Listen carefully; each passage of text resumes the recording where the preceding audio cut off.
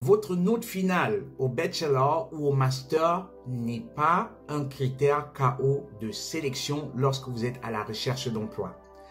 À ce jour, il y a plusieurs personnes qui m'ont contacté et certaines personnes étaient en larmes, certaines personnes étaient complètement démotivées, découragées parce que ne sachant pas à quoi ressemblerait la recherche de travail pour elles, vu qu'elles avaient une mauvaise note, une note de 10 suivant en moyenne.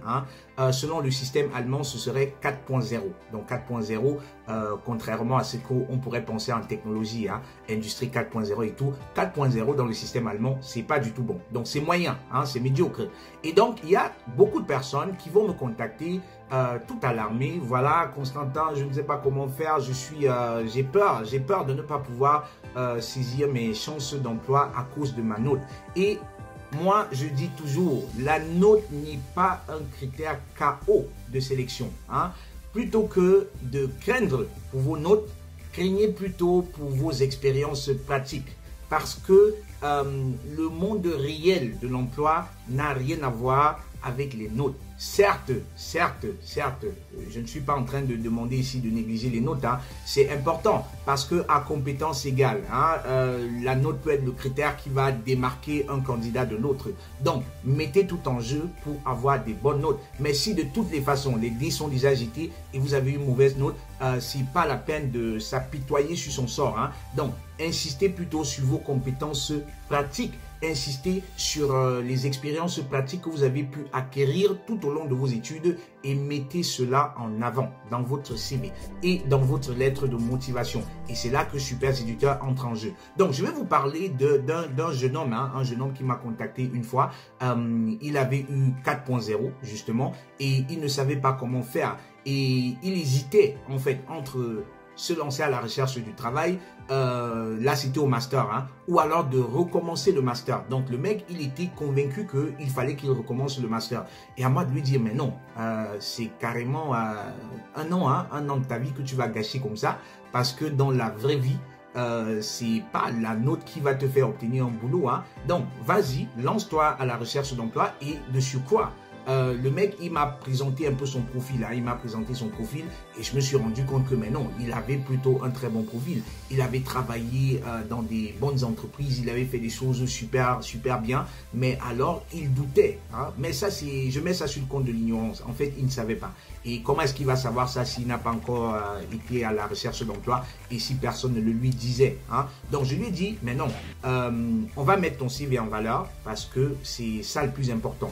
On va mettre tous les atouts pratiques que tu as en avant et c'est ça qui va séduire les entreprises.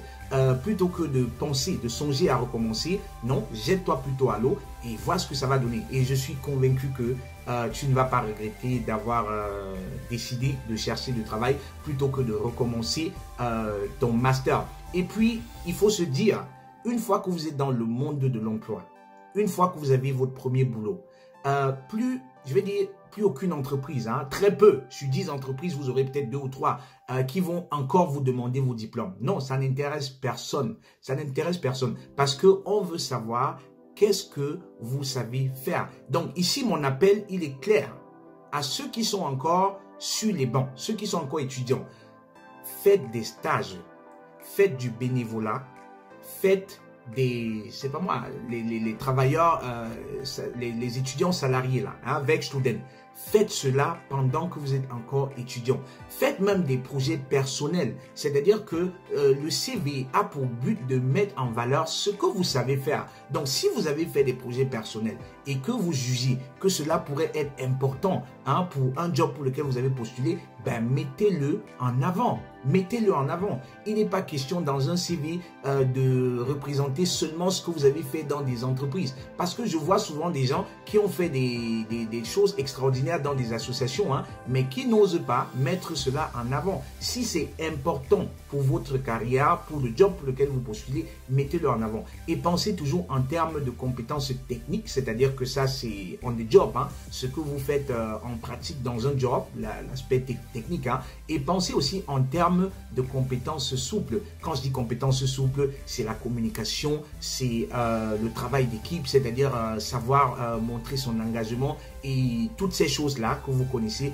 qui rentrent dans les compétences souples. Donc, les notes ne sont en rien un critère KO de sélection lorsque vous êtes à la recherche d'emploi. Je parle par expérience pour avoir accompagné beaucoup de personnes. À ce jour, on les compte par dizaines, hein, qui, que ce soit au bachelor ou au master, avaient de très mauvaises notes, mais qui ont bravi au niveau de la recherche d'emploi. Pour certains, dans certains cas, on leur a demandé de donner les relevés de notes. Hein, et je dis encore, tant qu'on ne vous a pas demandé les relevés de notes, si vous savez que vous avez une mauvaise note, c'est pas la peine de mettre ça en avant. Parce que si l'entreprise en a besoin, elle va vous le demander.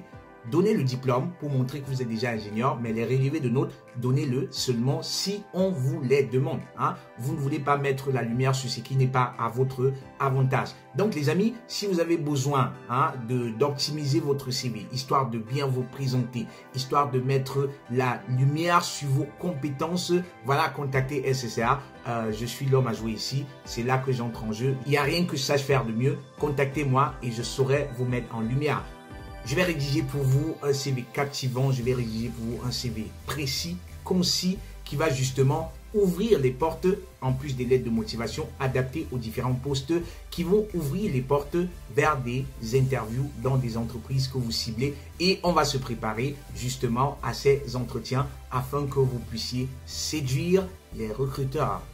C'était Constantin, j'espère que vous avez aimé la vidéo. Si tel est le cas, merci de la partager, merci de mettre les cœurs, merci de liker, merci surtout de parler autour de vous de super séducteurs, de recruteurs, parce que notre mission ici, c'est de vous booster sur toutes les thématiques de carrière, c'est de vous hisser au sommet de votre carrière professionnelle. Portez-vous très bien et à très bientôt. Ciao. SSR, pour te remettre du chômage et retrouver la passion, la créativité, l'engagement et enfin le résultat.